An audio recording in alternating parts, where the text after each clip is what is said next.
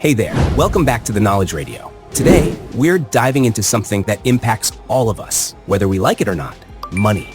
Have you ever wondered why people act differently when they have more money or less? Or how money can change the way we think, feel, and make decisions? Well, today we're going to explore the psychology of money and how wealth affects human behavior. It's not just about having more or less of it. It's about how money changes our mindsets, our relationships, and even the way we view the world. So stick around because by the end of this video, you might start looking at money in a whole new way. Let's start with something interesting. How money changes our thinking.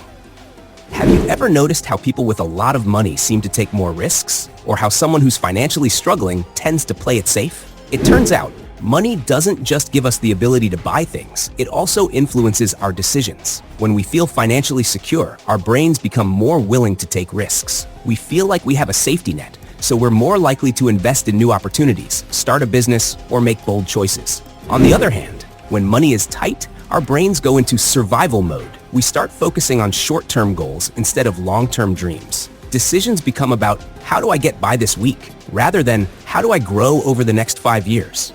This is why people in poverty often seem to be stuck in a cycle. It's not just about not having money, it's about how scarcity changes their thinking. Their minds are focused on the immediate need for survival, which makes it hard to plan for the future. Now, let's talk about how money affects our social relationships. You might not realize it, but money can change the way we interact with others, sometimes without us even noticing. When people feel wealthy, studies show they tend to become more self-reliant. They start to believe that their success is due to their own hard work and intelligence, rather than luck or help from others. This can sometimes lead to a sense of independence, but also make them less empathetic towards others. On the flip side, those with less money are often more community-oriented. When resources are scarce, people tend to rely on each other more, building stronger social networks. This doesn't mean that wealthy people are bad or unkind, but it does highlight how wealth can subtly change our interactions with the world around us. We've all heard the saying, money can't buy happiness, right? But how true is that? Here's the thing.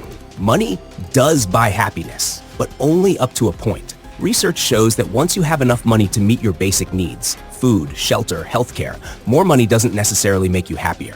In fact, beyond a certain income level, the connection between money and happiness weakens. This is where hedonic adaptation comes into play. When we first get something new, like a higher salary or a fancy car, we feel a burst of joy. But over time, we adapt to these new circumstances and they become the new normal. That's why some of the wealthiest people in the world aren't necessarily the happiest. So yes, money can improve your quality of life, but chasing after it endlessly doesn't guarantee happiness. It's about balance. Now let's touch on something surprising, how money impacts generosity. You'd think that having more money would make people more giving, right? But studies show that people with less money are often more generous, at least proportionally, than those who are wealthier. Why? Because when you have less, you understand the struggle. People who are financially comfortable might feel less of an urge to help others because they don't experience the same level of need. On the other hand, those with less might give more, even if it's a small amount, because they can relate to the challenges of others. It's not that rich people don't give. It's that money can sometimes create a sense of distance from the realities that many people face every day. Wealthier individuals may not see the same immediate needs that someone struggling might see in their community. There's also something called a scarcity mindset versus an abundance mindset. When people are in a scarcity mindset, they focus on what they don't have. This makes them more cautious, sometimes overly so, and afraid of taking risks. People with an abundance mindset, on the other hand, believe there's always enough to go around. They're more likely to take risks, share their wealth, and trust that opportunities will keep coming their way. This mindset isn't just about how much money you have, it's about how you think about money. Shifting from scarcity to abundance can change how you approach life. It's about seeing opportunities, not limitations. So, what's the takeaway here? Money isn't just a number in your bank account. It's a powerful force that shapes your thoughts, your decisions, and your behavior. But understanding the psychology behind money can help us make better decisions, whether we're trying to build wealth or use it more wisely. Remember, it's not just about how much money you have, but how you think about it and what you do with it.